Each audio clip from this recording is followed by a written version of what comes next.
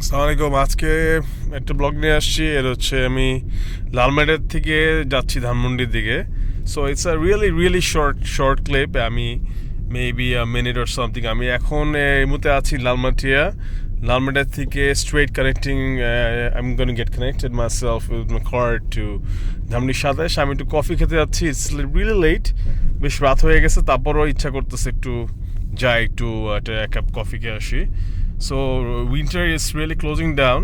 তো ভাবলাম যে এই ফাঁকে আমি একটু একটা শীতের ভাইবের মধ্যে একটা কফি খেয়ে আসি, কাজ যেহেতু উইন্টার ইজ ক্লোজিং। উইন্টারের পরে কফি খেতে ঠিক আছে, ইটস অলওয়েজ রিফ্রেশিং, বাট শীতকালে কফি খেতে একটু বেশি ভালো লাগে। So this is it. আমি এখন almost heading to my destination. আমি অলরেডি চলে এসেছি ধানমন্ডি 27 ক্রিমসন।